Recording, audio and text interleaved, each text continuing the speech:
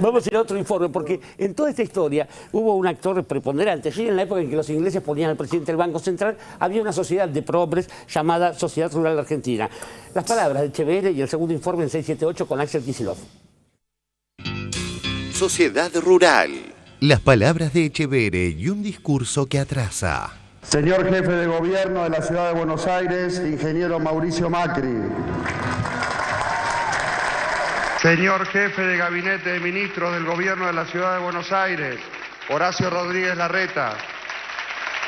Es posible imaginar y construir entre todos un país muy distinto al actual. Un país donde las instituciones no sean maltratadas, los fiscales no sean suicidados, los fiscales no sean suicidados.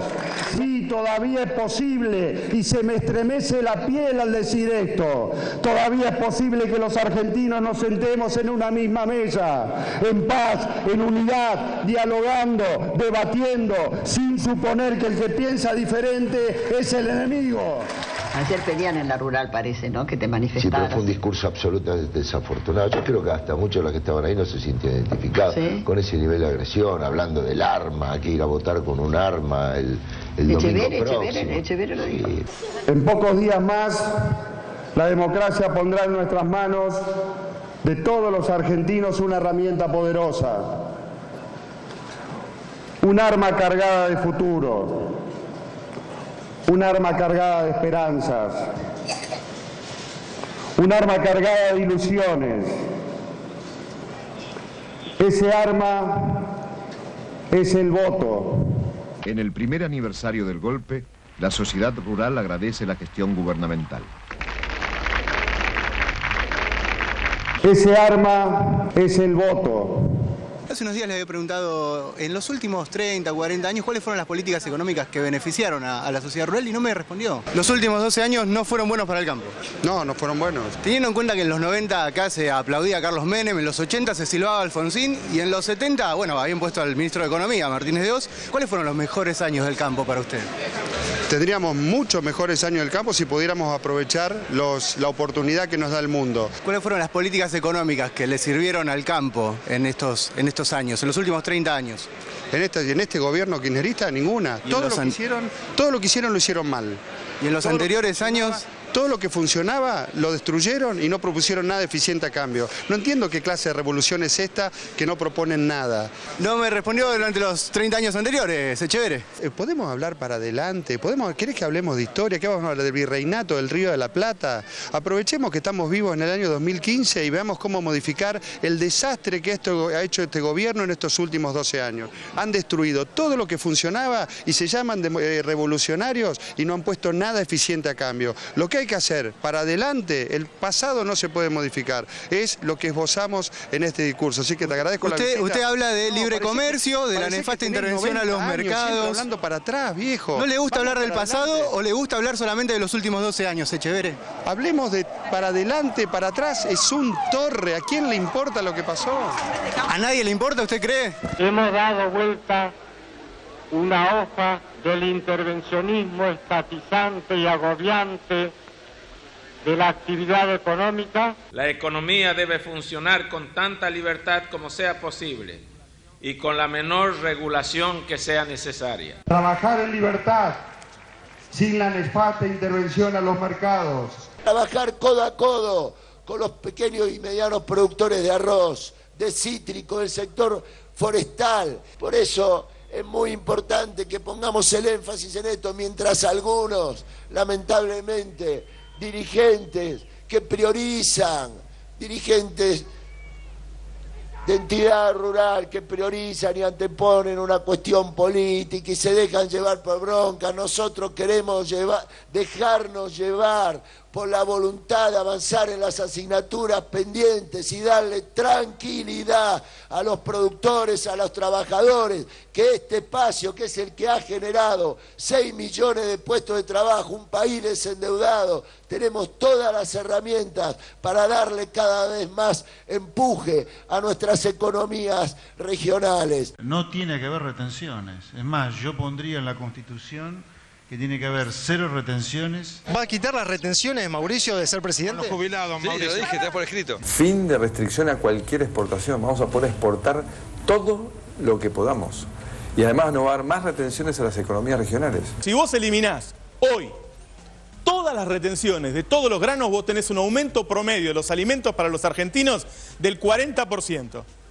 Y además financiás al Estado.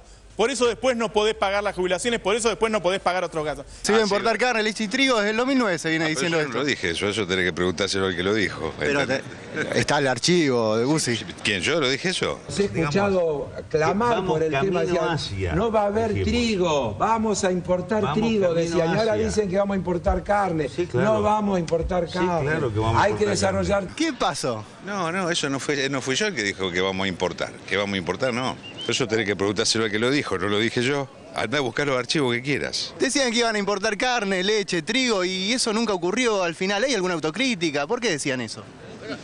Y porque hay muchos problemas para exportar. Y porque hay muchos problemas para exportar. No. Decir que se va a importar no es demasiado, ¿no es? ¿Que se va a importar? No, ¿cómo se va a importar? Pero se ha dicho que se iba a importar carne, leche y trigo. ¿Por qué se dijo eso?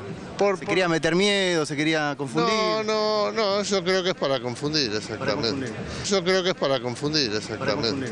Cuando haya trigo, cuando el trigo sea escaso, como va a pasar con la carne, como está pasando con la leche. En 6 meses vamos a importar trigo, carne y leche. No tan rápido, pero en 2 o 3 años. Yo creo que es para confundir, exactamente. Había dicho que se iba a importar trigo, carne, leche. ¿Hace alguna autocrítica por haber dicho eso? ¿Vamos a terminar importando trigo, carne y leche el año que viene? Sí. ¿Profundizan este modelo? Seguro que sí. ¿Qué sé, querido? ¿Cómo les va? ¿Cómo andan? Recordamos un discurso suyo donde decía que se iba a importar carne, leche y trigo. Celebraremos el bicentenario importando carne, trigo y leche. ¿Hay alguna autocrítica de eso? ¿Por qué nunca se importó carne, leche y trigo? ¿Alguna reflexión, alguna autocrítica? ¿Sabés para dónde es? Por eso no contesto. No, ya sé, pero digo... ¿Por qué decían que se iba a importar carne, leche y trigo, Hugo? No tiene alguna reflexión, una autocrítica. Se quería meter miedo. Eso nunca ocurrió. Era derecho. Ahí está, ya, para allá, sí. Estas palabras del titular de Coninagro contradice al incendiario discurso de Etcheverry. ¿Empezó el programa de estímulo anunciado por el Ministerio para recibir la devolución de retenciones? Sí, pero ¿sabes qué pasa? Mira, a mí me van a devolver entre 22 y 25 mil pesos, una cosa así me van a devolver. Y yo le he dado al gobierno nacional, de lo que yo he producido, le he mandado entre 700 y 800 mil pesos anuales de retención. Me cuesta hacer el cálculo de si usted pagó 700 mil pesos de retenciones, sí. ¿Cuánto es lo que le quedó? Porque las retenciones son el 35%. Más o menos unos... Eso lo he facturado alrededor de los... 1.800.000, 1.900.000 pesos. Ajá. El 30% de eso lo tuve que pagar. Y después le quedó 1 millón y pico para usted y calculó a pagar salario. Me quedó 1 millón y pico. Pregunto para conocer un caso de un empresario del sector, porque a veces uno ve cifras muy grandes y no entiende que alguien diga estoy en la quiebra cuando factura 1.800.000 pesos. Y es cierto lo que vos planteás. Nosotros no somos buenos informando a la gente, a la ciudadanía que no entiende, y eso es cierto. ¿Te parece mentira que alguien que facture 2 millones de pesos quede fuera del sistema? Lo más irónico es que un campo de 100 hectáreas en Necochea vale $1 millón. Y yo debería estar, no te digo rico, pero tendría que estar sin problemas. Tengo un capital de $1 millón.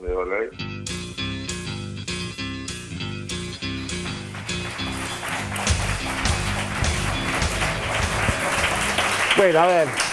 ¿Quién escribió el discurso de Etcheverry? Me encanta eso. Maldigo la economía concebida como un lujo cultural por los neutrales, dice el poema, cambiándolo un poco, ¿no? Y se dice esa arma, Etcheverry, un poquito de cultura. Ministro, el campo, todo suyo.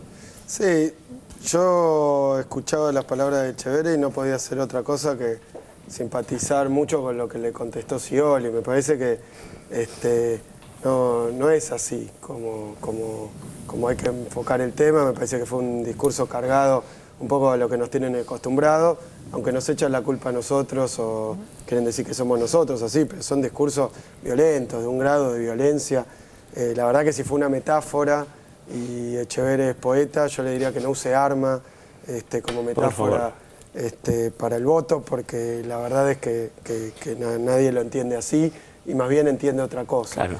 En esa tribuna yo creo que evidentemente la sociedad, lo que se llama el campo, cada vez nos resulta más claro que es un conglomerado de situaciones muy diversas, ya sea por la orientación de la producción, como por el tamaño de la producción, por la localización de esa producción, y hay realidades muy distintas en el campo. Evidentemente, yo estaba diciendo hace un ratito que por la crisis internacional, el precio de los principales cultivos argentinos, soja, trigo, maíz, girasol, cayeron 35, 30% a principios de año, en dólares, porque ese es el precio internacional. La verdad que el gobierno, ante ese precio, la caída del precio internacional, no tiene instrumentos para fomentar el precio de eso o sostener el precio.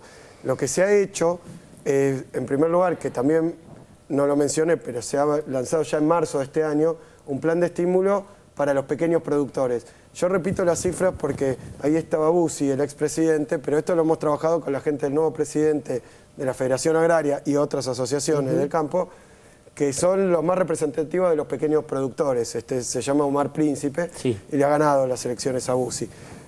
Bussi, claro, lo que pasa es que tuvo esa orientación tan pegada a la mesa de enlace y tan ajena a lo que fueron las reivindicaciones originales de la Federación Agraria, que nace con el grito de Alcorta. Yo no soy historiador en este tema, pero el problema de los pequeños productores, antes que nada, y yo creo que todavía es el predominante, es la explotación por parte de los comercializadores y los grandes productores. Claro. No quiero sacar la sociedad rural no los representa. No lo representa. Yo no quiero sacar lo que pueden ser medidas del gobierno, impositivas o de otro tipo. Lo que quiero decir es que nosotros lanzamos, la presidenta instrumentó un plan de estímulo para pequeños productores de grano, que es un fondo de 3.500 millones de pesos, que últimamente fue ampliado hasta esa suma, que está dirigido quirúrgicamente a los pequeños productores. Ustedes dirán, bueno, pero entonces hay 2 o 3 que se favorecen con un plan del gobierno ante una caída del 40%. Yo le quiero decir, sí, efectivamente lo que hacemos es un corte determinando pequeños productores que ahora lo ampliamos hasta 1.000 toneladas. Digo números muy grandes, pero creo que va a quedar claro para ejemplificar. Son 72.000 productores, 72.000 empresas o particulares que producen, que están inscriptos en el registro de productores. 72.000. Hasta 1.000 hectáreas explican 56.000, el 74%. O sea que del total, el 74% son pequeños. Ahora, de la producción, si en vez de agarrar la torta de los productores, agarramos la torta del producto, ¿saben cuánto producen esos 56.000, que son el 74%, 2/3? El 17%. Claro. Es decir, que lo que está expresado ahí en la sociedad rural, me parece que es parte de ese otro 25% que explica el 83%. De hecho, o sea, son pocos, pero son dueños de la torta grande. Concentran el sector. Y durante los conflictos que hubo con el campo, los pequeños productores reclamaban precisamente esto y ha sido escuchado. Fue escuchado en el Congreso, durante el debate que había, de incorporar medidas de estímulo a los pequeños productores, que tienen una cartera de reclamos muy amplia, porque son distintas las problemáticas según la explotación. Pero también es distinto, por decirlo así, la espalda que tiene ante una caída de precios. A cualquiera de ustedes, si le cae el sueldo, los ingresos, 40%, estás en un lío, no es que no. Lo que digo es una cosa, ser alguien que tiene ahorros, que tiene disponibilidad, que tiene acceso al crédito, que tiene propiedad. Como decía él, cosas que pasan en el campo, como hay lugares que está, decía, bueno, un campo de 100 hectáreas vale $1 millón.